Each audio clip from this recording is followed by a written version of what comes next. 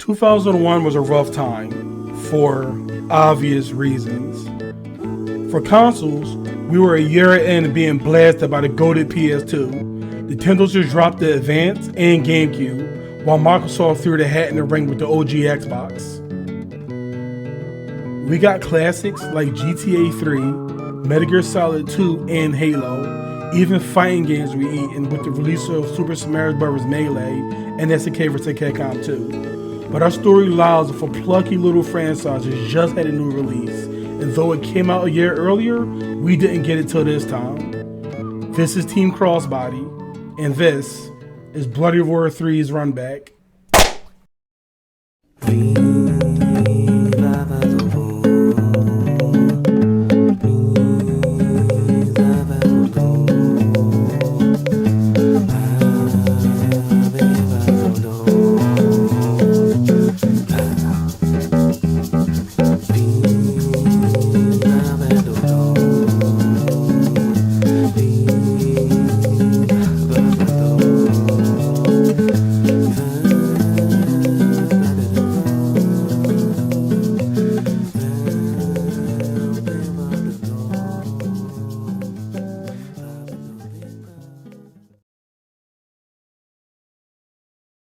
Bloody Roar 3.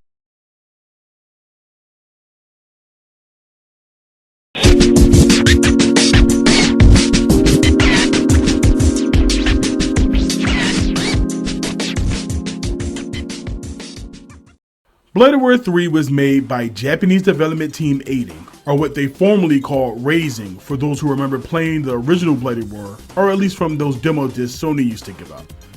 The development team was formed from former staff of Compile, where they made arcade games, with their debut game being a vertical scroller shooter, 1993's Scorer Striker.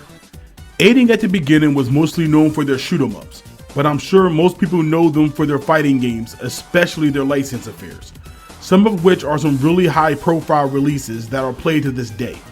Of course, you have the Bloody Roar series, but they also developed several Kamen Rider games, the certified hood classic Fate Stay Unlimited codes, the best Naruto fighter to date, Clash of Ninja 4, the criminally underrated and banished to Nintendo consoles Tatsunoko vs. Capcom, and the very loved Marvel vs. Capcom 3, with their latest release being 2022's Drop Bag DNF Duel, the game that had several trailers for a character yet to be given a release date at the time of this video's making.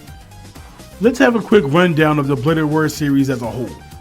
This is a series of 3D fighting games along the lines of others before it, such as Tekken, Dead or Alive, Soul Calibur, and Virtua Fighter, but it has way more in common with Fighting Vipers than any of those other games in my opinion. The first game in the series started in 1997 with Bloody Roar, or the totally stupid sounding North American arcade version named Beasterizers. It's Beast Wars and Beasties all over again. The first entry sparked enough positive praise to have Aiding follow up with 1998's Bloody Roar 2, Bringer of the New Age. That's the name for Japan and Europe. My fellow flag wavers got the subtitle, The New Breed, when the game hit States in 1999, which makes it sound far more like a WWF Attitude Era faction than the sequel to Bloody Roar. But naming aside, it gathered more positive praise among fans, with some calling it the best entry in the series. The series hit its cultural peak between Bloody Roar 2 and the newly released 2001's Bloody Roar 3, when I heard some equally nerdy kids talking about one of these games regularly at my school. The series was mentioned in 2000 during the song My Console by the Italian Euro dance group Eiffel 65. Tekken 3, Metal Gear Solid, Resident Evil, Gran Turismo, Omega Boost, Bloody Roar, X-Files, all over the world, come on, red. And it even had a 2-volume manga run in 2001 that was published in the monthly Shonen Jump. So while certainly not as huge or well known as some of the heavy hitters in the 3D fighter space, Bloody Roar was starting to carve his own niche in the scene that at this point in time was shaping up to be the Wave of the future! That's right, honey. But like it was cursed with his own personal B-sign, all that momentum suddenly stopped. And while Aiding soldiered on with 2000 and 2003's Bloody Roar Primal Fury and Extreme for GameCube and Xbox respectively, the series never seemed to recover that little niche it had in the public eye. It came crashing to a head with Bloody Roar's triumphant return to the Sony PlayStation. Primal Fury and Extreme were never released on the PS2, by the way. With 2003's Curious Case of Head Smash, Bloody Roar 4, and the series has seemed to be on ice ever since.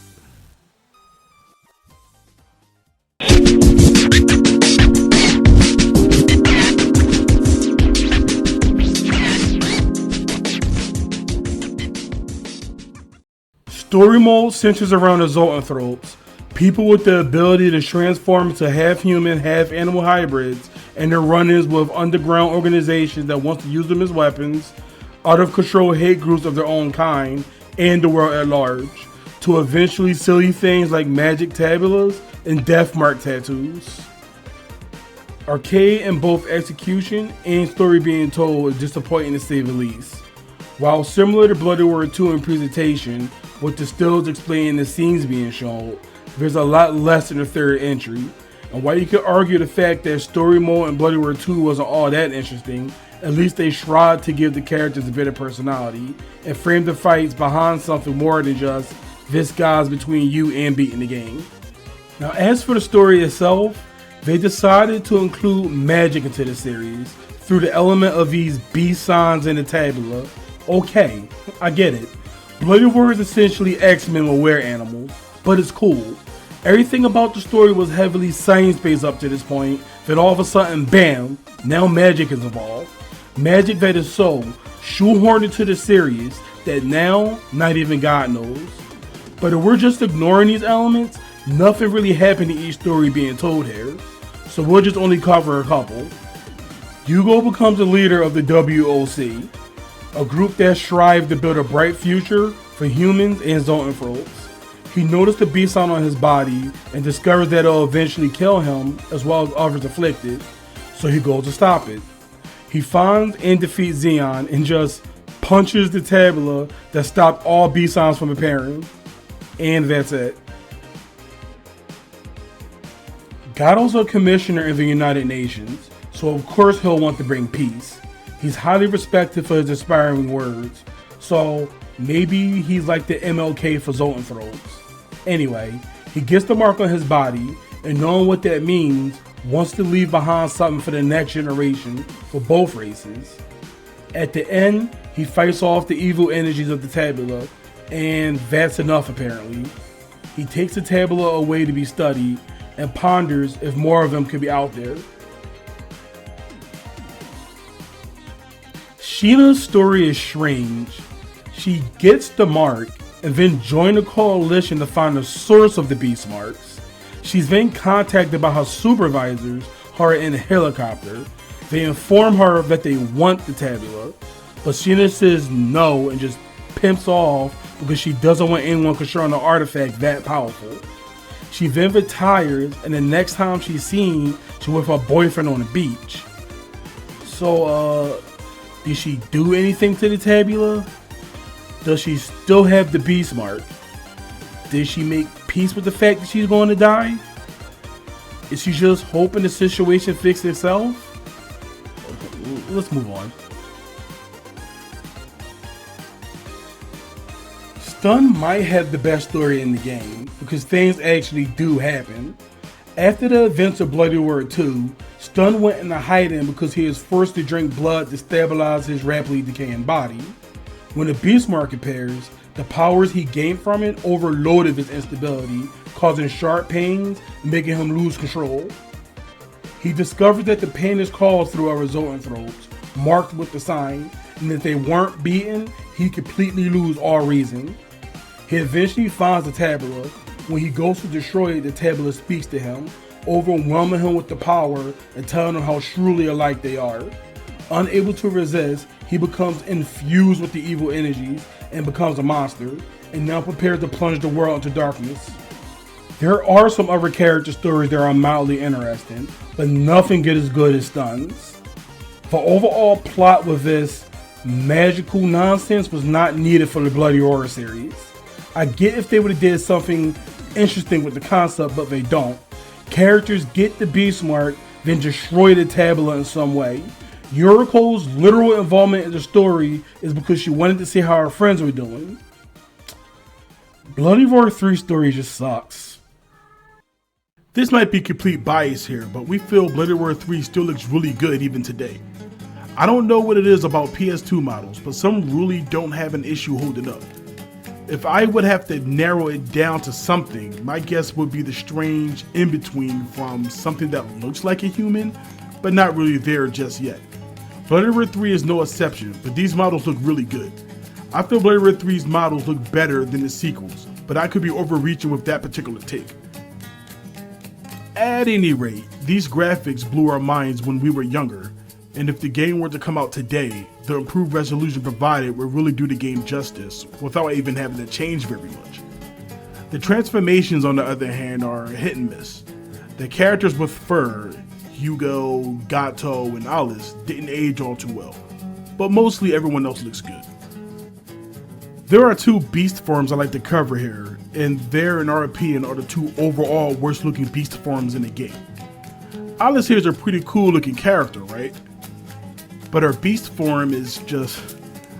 what is that? I know it says the rabbit, but that's not what a rabbit looks like. It looks more like she ran off screen to put on a fursuit. She's all standing upright and has a neck. Her legs are gross and I don't know what happened here. At least they fix her in the sequel game. Jenny, on the other hand, is much more egregious and will forever be bad. She's the bat. But look at her. Does that look like a bat to you? It's the Alice situation times 1,000, but at the very least Alice has fur and stuff. Jenny isn't even trying. She's a bad cosplayer. And not that her costume is bad, but she's the kind of cosplayer that wears a costume and just exposes her tits and say, look, I'm the character, convinced? Ideally, she should have one of the coolest looking beast modes in the game, and one of the scarier ones at fact, to just oppose the beauty of the human form. It's all there. Jenny as a character could have hated transforming because it makes her look ugly, adding something more to the character other than small mouth McBoring Spot. She could have been cool, but instead we get boring Coomer bait. Disrespectful. I wouldn't be going so hard if she wasn't plastered on the front cover like a main character when she has little to no impact on the main plot, when more important characters are shrunk below her. It's like the Kirby thing, but with sex appeal. And it keeps happening. Each character has 3 costumes available to them. One recolored to their primary outfit and another alternate. Most of them are nice and some are slightly redesigned primaries, but I'm not going to complain when it's free. It was nice to get these things for free back in the day, wasn't it? The arenas aren't anything to write home about. They all look the part and have enough window dressing for you to identify where you are. The underground sewers and city slum stages even have interactable elements to them. The art used in story mode are super well illustrated, which just bums us out more that there's little to no art in this game compared to Bloody Roar 2. I don't know what the fandom's overall opinion is of Bloody Roar 3's music, but I vaguely remember people saying Tools is the best in the series, and while I would never call anything in that soundtrack bad, I do think it's a tad boring. I consider myself a rock and metal fan of all kinds, and I'm no musical expert, but Bloody Roar 2 music all sounds the same. It's like they all carry the same energy to them. The tracks of this game avoid that by associating the themes with the arenas instead of the characters, will give the music more of a chance to mix things up. From the adventurous atmosphere of the mysterious relic stage.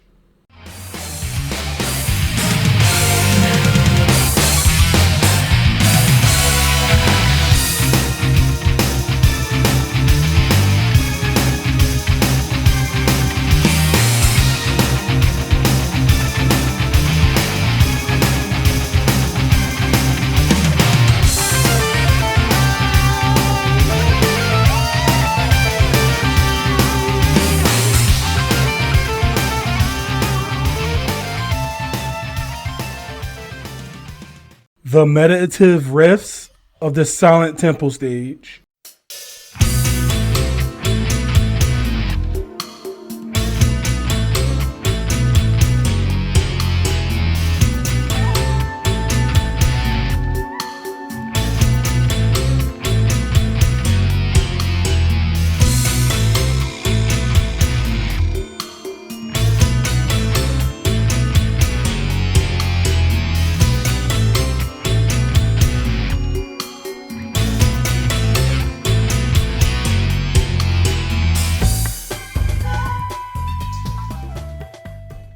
The dangerous aura of the underground sewers.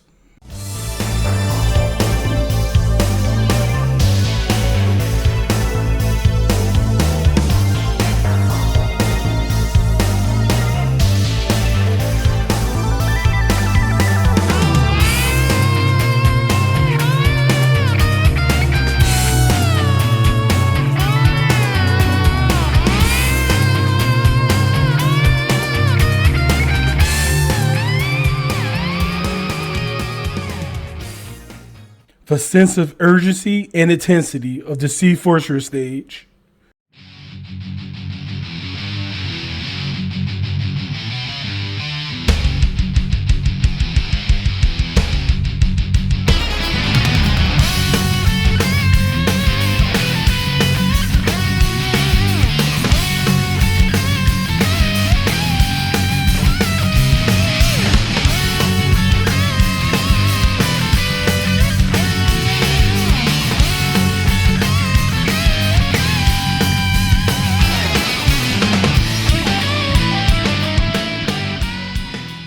Utter finality of a Beast Legacy stage.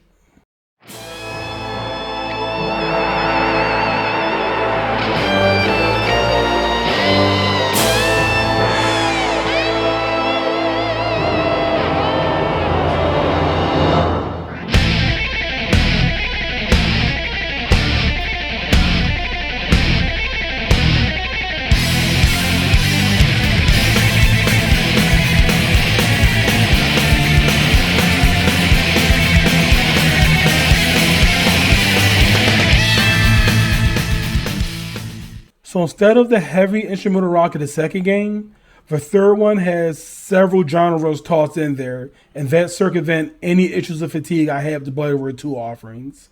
There's just a lot more to listen to here, and that makes Bloody Roar 3 the strongest soundtrack in the series in my opinion.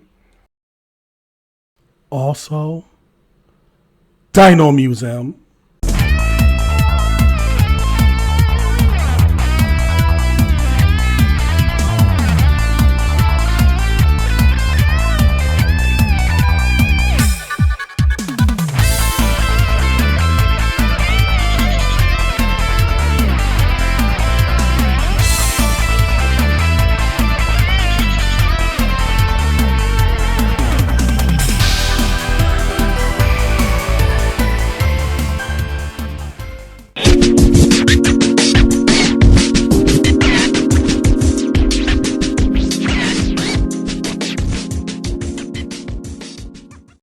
For the time-honored tradition of sticking something to the wall and seeing what stays, we're going to be presenting the mechanics section a little differently this time.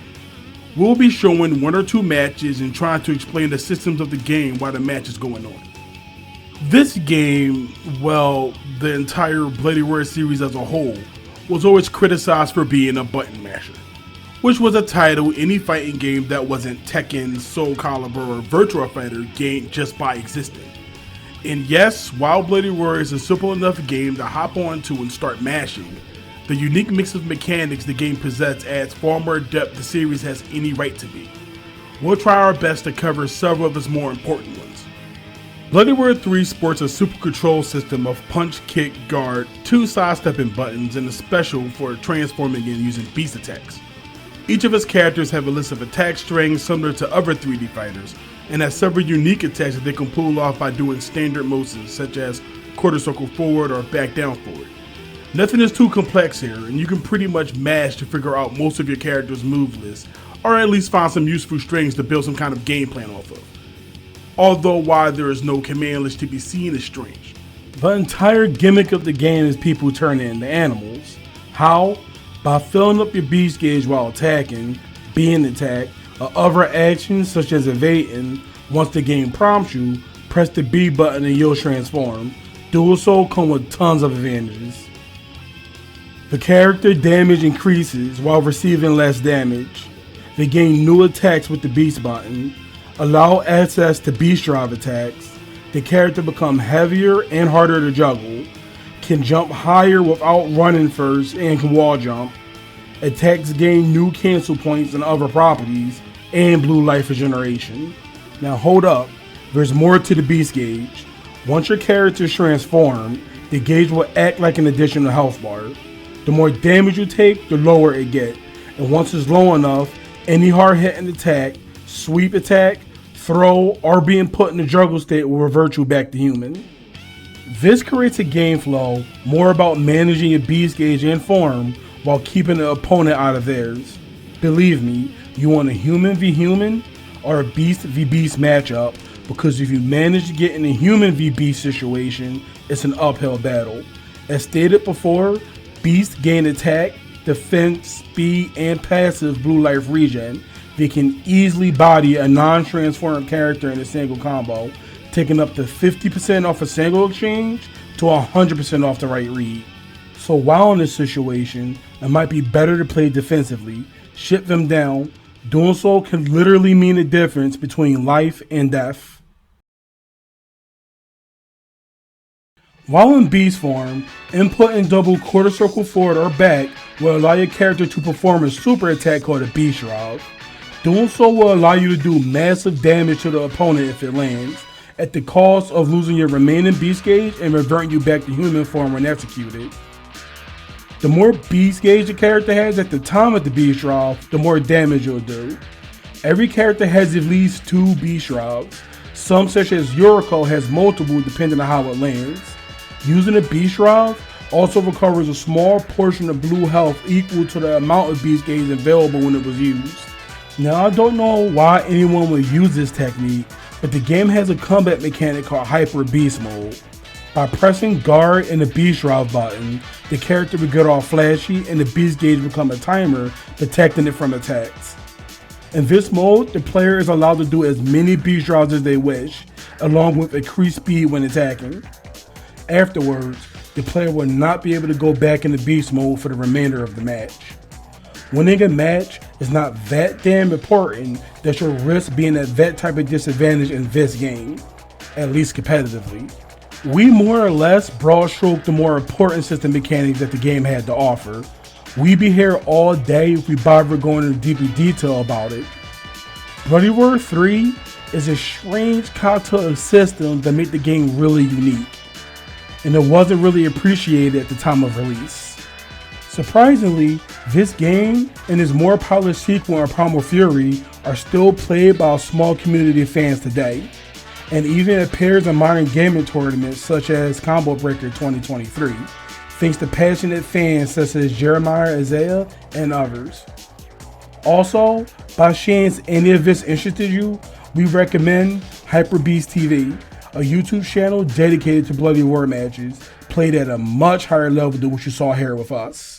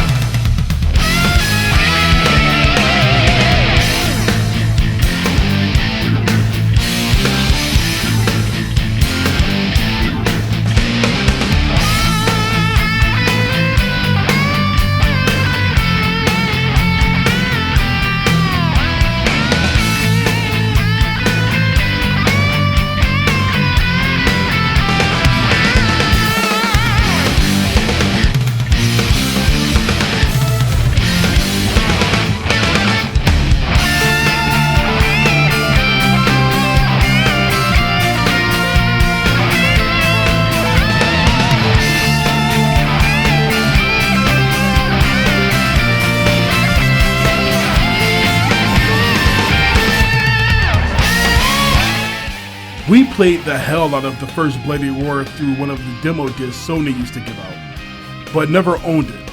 It missed out on Bloody Roar 2 entirely. So by the time we reunited with the series with finding and picking up Bloody Roar 3 at a GameStop sales pile, the series might have been already hitting the wall with Bloody Roar 4. I don't remember. What I do remember are countless matches with my brethren friends and discovering just how surprisingly deep the game is as I got more into the fighting game genre as a whole. Even after we put it down and moved on, some part of us always thought of this series every now and again. But even if we did forget, we had awesome videos such as SCXCR's Bloody Roar Retrospective reminding us of it. I would personally recommend those series of videos. It's from a time when YouTube used to be cool, and they're very affirmative. And I'm proud that our little crappy video got to contribute to that little discussion, even if a bit. See you next time on The Runback.